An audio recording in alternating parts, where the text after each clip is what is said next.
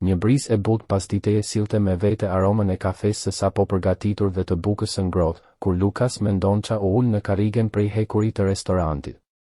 Dielli po zbriste ngadalë në horizont, duke I lyer me ar tavolinat e shpërndara përgjatë trotuarit. Ai e rregulloi karrocën e foshnjës pranë vetes dhe e mori Marianën në krah, duke e tundur me lëvizje që ende nuk I vinin natyrshëm, sikur duart e tij të ishin shumë të mëdha për të mbajtur diçka kaq të vogël dhe të brishtë. Vajza po qante. Qante me atë mënyrë që I shtrëngonte gjoksin Lukasit, një të qarë që nuk pushonte as kur ai përshpëriste butë, as kur përpiqej ta lëkunte në një ritëm që nuk ishte I sigurt se ishte I duhuri. Ishte vetëm disa muajshe dhe ai ende nuk e kuptonte plotësisht atë gjuhë të bërë vetëm nga lotët dhe tingujt e vegjël. Njerëzit në tavolinat e tjera filluan të shikonin, disa me dhëmshuri, të tjerë me atë padurim të fshehur të atyre që duan një drekë të qetë. Lukas e shtrëngoi vajzën pas kraharorit duke ndjerë rrahjet e shpejta të zemrës së saj. U përpoq t'i ofronte biberonin nga çanta pranë karrocës, por Mariana e ktheu fytyrën duke e refuzuar. Të qarat u shtuan. Ai mbylli syt për një çast dhe nxori një pëshertim të rëndë. Kishin kaluar disa muaj që nga dita kur Juliana ishte larguar, duke marrë me vete të vetmen njeri që do ta dinte saktësisht çfarë të bënte në atë moment. Lindja kishte qenë e vështirë që nga fillimi. Lukas I mbante mend të gjitha detajet e asaj nate, sikur të ishin gdhendur me zjarr në kujtesën e tij, mjekët që vraponin nëpër korridoret e bardha të spitalit, Juliana që I shtrëngonte dorën fort dhe I thoshte se gjithçka do të ishte mirë, se së shpejti do të ishin të tre bashkë. Por nuk u bën. Juliana e mbajti Marianën vetëm për pak sekonda përpara se zemra e saj të lodhej nga lufta. Dhe Lukas mbeti aty mes gëzimit për frymën e parë të vajzës dhe dhimbjes së humbjes së gruas së tij përgjithmonë. Që nga ajo ditë, jeta e tij ishte bërë një varg netësh pa gjumë, biberonësh të përgatitur me duar që dridheshin, pelenash të ndërruara duke u përpjekur të kujtonte videot që kishte parë në internet. Kishte para, po. Mund të punsonte dado dhe infermiere sa të donte. Por nuk ishte kjo ajo që kërkonte. Donte të ishte babai që Mariana meritonte, babai që Juliana do të ishte krenare ta shite. Por çdo ditë bëhej më e vështirë dhe çdo e qarë që nuk e kuptonte I jepte ndjesinë se po dështonte. Atëherë dëgjoi një zë të butë, pothuajse një përshpëritje që binte në kontrast me zhurmën e rrugës. Lukas ngriti syt dhe e pa. Një grua e re, ndoshta jo më shumë se 20 e ca vjeçe, ishte ndalur pak hapa larg tavolinës së tij. Fustani I saj ishte I vjetër, I zbehur nga dielli dhe nga larjet në ujë lumi anë legen publik.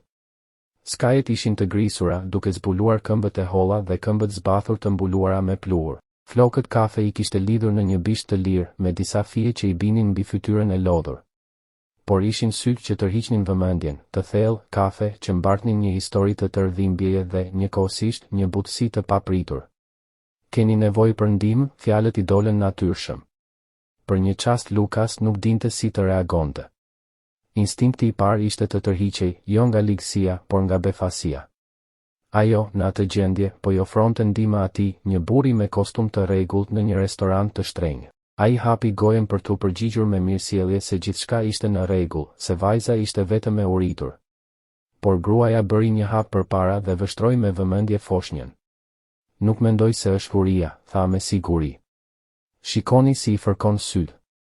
Kur bebet janë të lodhura, bëhen nervoze dhe nuk arrin as të pinë siç duhet. Lukas e pa Marianën dhe vuri re gjestet e vogla që nuk I kishte parë më parë. Si e dini, pyeti, me një ton ku përzieshin çudia dhe dëshpërimi. Gruaja uli syt për një moment.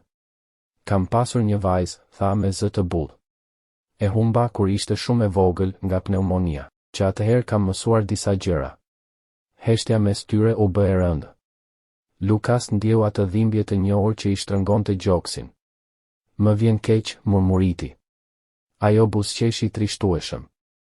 Nëse doni, mund të përpiqem ta qetësoj. Ai hezitoi, por diçka në sytë e saj I dha besim. Ja zgjati Marianën. Gruaja e mori me kujdes dhe e lëkundi me një ritëm të butë, duke përshpëritur një këngë pa fjalë. Çudia ndodhi shpejt, vajza pushoi së qari, trupi ju çlodh dhe pas pak ra në gjumë të qetë. Lukas mbeti pa fjalë. Si e bëre, pyeti. Bebet kanë nevojë të ndihen të sigurta, u përgjigj ajo. Kur ne jemi të tensionuar, edhe ata e ndjejnë. Si quheni, pyeti ai. Klarice, tha ajo. Ai u prezantua dhe falenderoi. Para se të largohej, ai e ndaloi. Keni ngrënë? Ajo u habi. Jo, sot jo. Lukas e ftoi të ulej dhe i porositi ushqim. Klarice tregoi se kishte muaj që jetonte në rrugë, se kishte humbur vajzën dhe gjithçka tjetër. Ai dëgjoi në heshtje, duke ndjerë se mes tyre po krijoi një lidhje e çuditshme, e ndërtuar mbi humbje dhe dëmshuri. Kur dielli u fsheh, Klarice u përgati të largohej për të kaluar natën në një park. Lukas ndjeu një shtysë të fortë. Kam një propozim, tha. Kam nevojë për ndihmë me Marianën. Dua të vish të punosh për mua. Ajo u trondi. Si mund të më besoni? Ai ju përgjigj se e kishte parë si e mbajti vajzën me dashuri dhe respekt. I ofroi një dhomë në shtëpinë e tij dhe ndihmë për dokumente. Pas një hezitimi të gjatë, Klarice pranoi, me kusht që siguria e Marianës të ishte gjithmonë e para. Ata u larguan bashkë nga restoranti, duke ecur drejt një fillimi të ri. Në shtëpinë e madhe, Klarice gjeti një dhomë të thjeshtë, por të pastër. U fut në ndushin me ujë të ngrohtë dhe qau, për vajzën që kishte humbur, për muajt e vështirë, por edhe nga shpresa. Ndërsa Lukas vendoste Marianën në krevat, i përshpëriti se ndoshta kishin gjetur dikë që do t'i ndihmonte të shëroheshin. Të nesërmen në mëngjes, Klarice e gjeti Lukasin duke fjetur në një koltuk pranë krevatit të foshnjës. Ajo i sugjeroi të pushonte, duke i premtuar se do të kujdesej për Marianën. Vajza e vogël e pa dhe i buzëqeshi, sikur ta njihte tashmë zërin e saj. Në atë shtëpi të madhe, mes dy zemrave të plagosura, po lindte diçka e re, besimi, shpresa dhe mundësia e një familjeje të krijuar nga dëmshuria. Ajo duhet të jetë duke të parë nga lart, e dashur. Dhe duhet të jetë krenare të shohë sa e fortë dhe e bukur po rritesh. Edhe babai yt të do shumë, vetëm se është pak i humbur tani. Por ne do ta ndihmojmë, apo jo? Mariana vetëm e shikonte, e magjepsur nga ajo fytyrë e re që fliste me aq butësi. Klarice mbaroi ndërrimin e rrobave dhe e çoi foshnjën poshtë, duke ndjekur udhëzimet që Lukas i kishte dhënë një ditë më parë për vendodhjen e kuzhinës. Ajo ishte e madhe, me dollap prej drurit të çelët, pajisje moderne që Klarice as nuk dinte saktësisht si t'i përdorte, dhe një ishull në mes me stola të larë. Gjeti biberonët e larë në tharse, qumështin pluhur të rregulluar në dollap, gjithçka të sistemuar, por me atë lloj rregulli pak të çrregull të dikujt që po mësonte të bënte gjithçka për herë të parë. Përgatiti biberonin ashtu siç kishte mësuar nga Sofia, duke provuar temperaturën në kyç të dorës para se t'ia jepte Marianës. Foshnja piu me oreks, me sytë mbyllur nga përqendrimi, dhe Klarice ndjeu atë ndjesinë e njohur që i kthehej, atë ngrohtësi në kraharor që vjen kur kujdesesh për dikë, kur je e rëndësishme për dikë. I kishte munguar aq shumë kjo ndjenjë. Pas ushqimit, Mariana filloi të bëhej përsëri përgjumëshe. Klarice u ul në sallon dhe e përkumte butë, duke kënduar me zë të ulët të njëjtën ninull të një dite më parë. Brenda pak minutash, foshnja ra në gjumë përsëri dhe Klarice e shfrytëzoi momentin për të eksploruar pak shtëpinë. Ishte e bukur, duhej ta pranonte, por ishte edhe e trishtuar. Në mure kishte fotografi, shumë prej tyre tregonin Lukasin me një grua të bukur, me flok kafe dhe një buzëqeshje të ndritshme. Duhej të ishte Juliana. Në disa foto ajo ishte shtatzën, me dorën mbi barkun e rrumbullakosur, ndërsa Lukas e përqafonte nga pas. Dukeshin kaq të lumtur, kaq plot plane dhe shpresë. Tani Klarice e kuptonte më mirë dhimbjen e Lukasit, nuk ishte vetëm humbja e një personi, ishte edhe humbja e gjithçkaje që u ishte vjedhur, e ardhmja që kishin planifikuar, familja që kishin ndërtuar së bashku, momentet që nuk do t'i jetonin kurrë. Ishte e ngjashme me atë që ajo ndjente për Sofin, por edhe e ndryshme. Sofin e kishte pasur për një vit të tërë. Kishte kujtime, çaste. Buzëqeshjen e parë, hapat e parë. Juliana mezi kishte pasur kohë ta mbante në krah vajzën e saj. Klarice u kthye në kuzhinë dhe vendosi të përgatiste mëngjesin. Nuk ishte rënë dakord që ajo ta bënte këtë, por i dukej gjëja e duhur. Gjeti vezë në frigorifer, bukë, gjalp, fruta. Përgatiti vezë të fërguara, bukë të thekur, preu disa fruta dhe i rregulloi të gjitha në një tabaka. Pastaj u ngjit përsëri në dhomën e Lukasit, trokit lehtë në derë. Lukas e thiri me zë të ulët, të solla mëngjesin. U dëgjua një murmuritje nga brenda dhe më pas dera u hap. Lukas ishte me pijame, flokët e çrregullta, syt ende të rënë nga gjumi. Sa është ora? 8. Ke fjetur rreth 2 orë. E di që nuk është shumë, por mendoj se është mirë të hash diçka. Ai e shikoi tabakan dhe pastaj atë i habitur. Nuk ke pse ta bësh këtë. E di, por doja ta bëja, Klarice buzëqeshi lehtë. Përveç kësaj, duhet të ushqehesh mirë. Nëse do të kujdesesh për Marianën, nuk të bën dobi të sëmuresh. Lukas mori tabakan dhe i bëri shenjë të hynte. Ulu këtu, do ta ndajmë. Jo, kjo është për ty, unë kam ngrënë. Ajo gënjeu. Nuk kishte ngrënë asgjë, por nuk donte që ai të ndihej i detyruar. Klarice, tha ai me atë ton që nuk pranonte kundërshtime, ulu dhe hajde. Kjo është urdhër. Ajo u dorëzua dhe u ul në skajin e shtratit, ndërsa ai mori një karrige. E ndan mëngjesin në një heshtje të rehatshme dhe, kur mbaruan, Lukas pyeti, si është Mariana? Po fle përsëri. Piu mirë dhe ra në gjumë e qetë. Mendoj se kishe të drejtë dje. Ishte shumë e lodhur. Unë nuk e dija. Ai uli zërin. Ka kaq shumë gjëra që nuk i di. Ndonjëherë mendoj nëse po bëj gjithçka gabim, nëse po i bëj dëm pa e ditur. Ti po bën më të mirën që mundesh, i tha Klarice. Nuk është vetëm çështje organizimi. Është lidhje. Është të kuptosh çfarë i duhet, të jesh babai që ajo meriton. Dhe unë e shikoj dhe shoh Julianën. Shoh gjithçka që humbëm dhe bëhet e vështirë t'i ndaj gjërat. Klarice e kuptonte. Edhe ajo shite Sofin në çdo fëmijë të vogël që i dilte përpara. Në të qeshurat, në të qarat, në mënyrën si flinin. Ishte një dhimbje që nuk zhdukej kurrë plotësisht.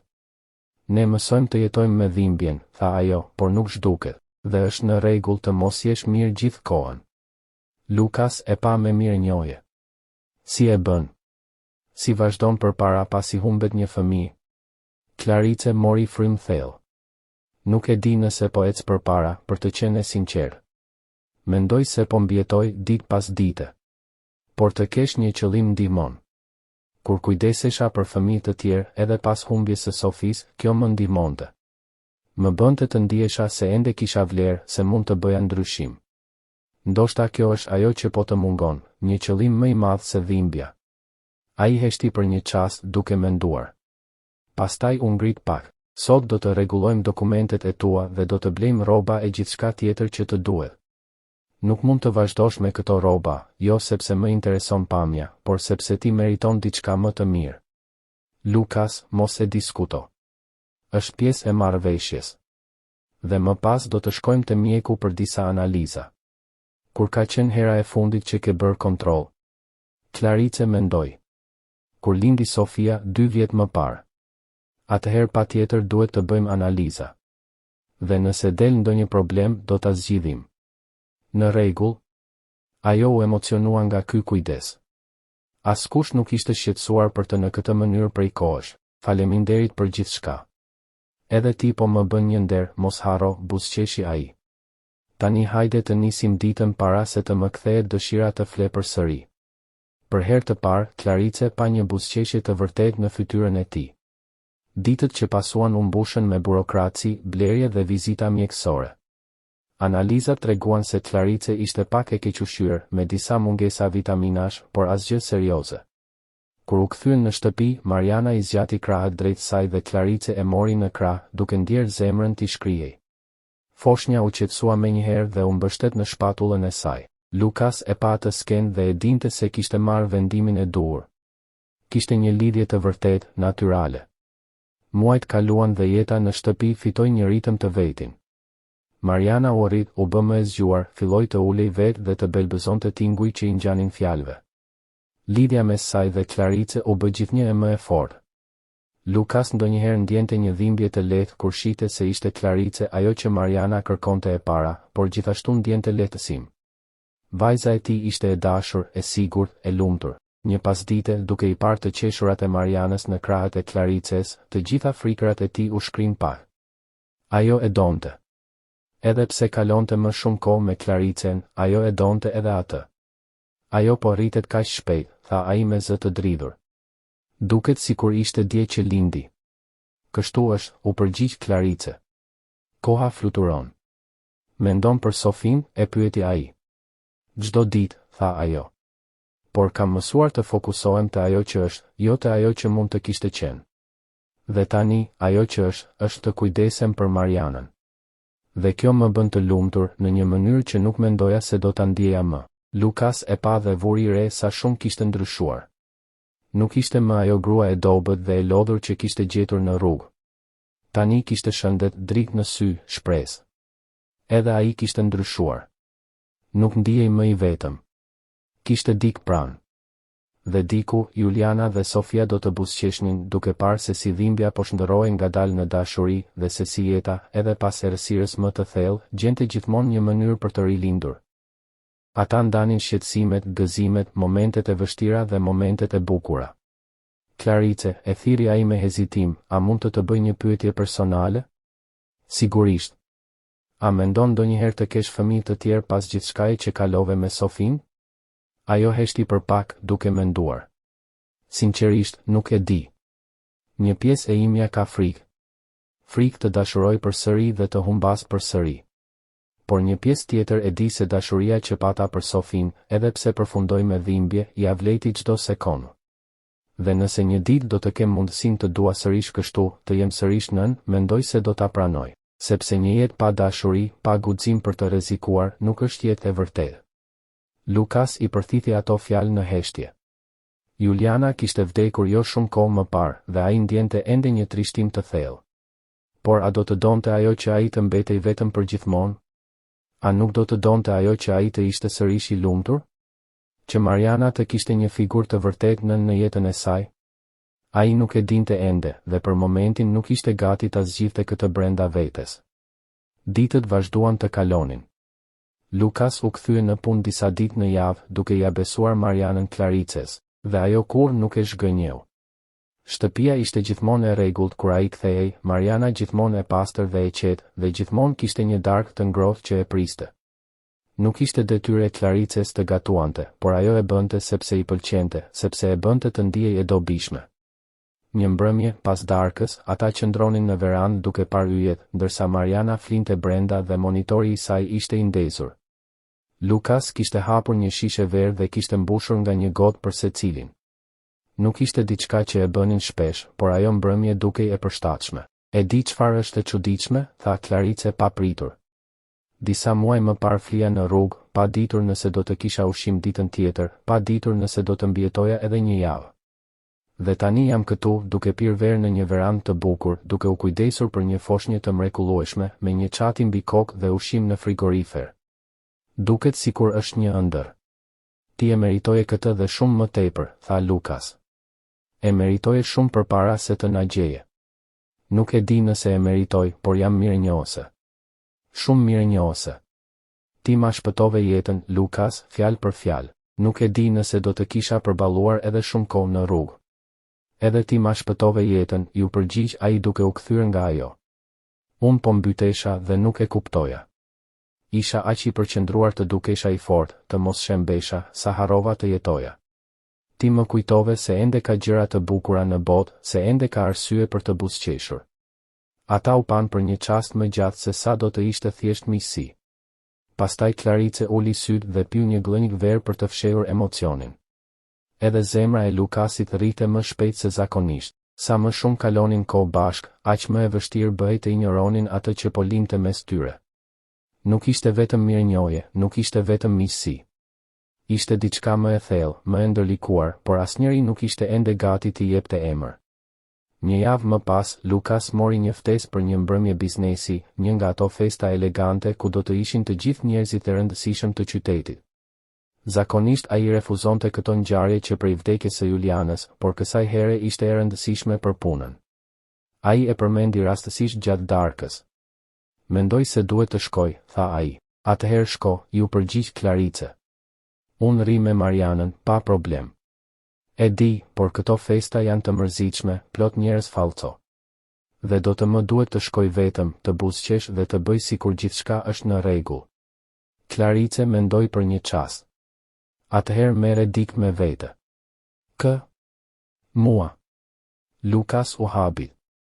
Ti? Pse jo? Do të jetë më e lehtë të durosh njerëzit fallco nëse ke dik të vërtet pranë. Ideja ju duke mirë dhe imazhi i Clarices pranë tij në një fustan të bukur e bëri të buzëqeshte pa e kuptuar. Vendosën të shkonin bashk. Të shtunën shkuan të blinin një fustan blu i errët, elegant dhe i thjesht, i përshtatej në mënyrë të përkryer. Kur ajo doli nga kabina e provës, Lukas mbeti pa fjalë. Në ditën e festës, Klarice u përgatit me kujdes. Kur zbriti shkallët, Lukas e priste me kostum të zi dhe syt i shkëlqyen. Je shumë e bukur, i tha. Edhe ti, u përgjigj ajo, e skuqur. Në hotelin luksos, mes dritave dhe muzikës, ai nuk ja lëshoi dorën asnjëherë. Ajo u ndje e mbrojtur, e pranuar. Ata vallëzuan, qeshën dhe për një moment harruan frikërat e së kaluarës. Kur u kthyen në shtëpi, ishte qetësi. Mariana flinte pa u zgjuar. Ata mbetën vetëm në sallon. Një ndjesi e fortë mbushte ajrin. Lukas u afrua, ja hoqi një fije floku nga fytyra. Prekja ishte e butë, e pasigurt. Pastaj ai u përkul ngadalë dhe buzët e tyre u prekën. Ishte një puthje e shkurtër, e butë, më shumë një premtim se çdo gjë tjetër. Na duhet të shkojmë ngadalë, tha Klarice me zë të ulët. E di, u përgjigj ai. Ditët që pasuan ishin të mbushura me një tension të ëmbël.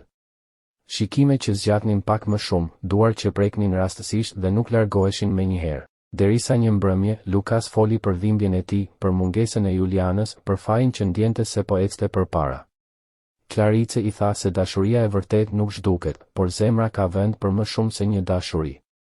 Ata e pranuan atë që ndjenin. Të dua, tha ai. Edhe unë, ju përgjigj ajo.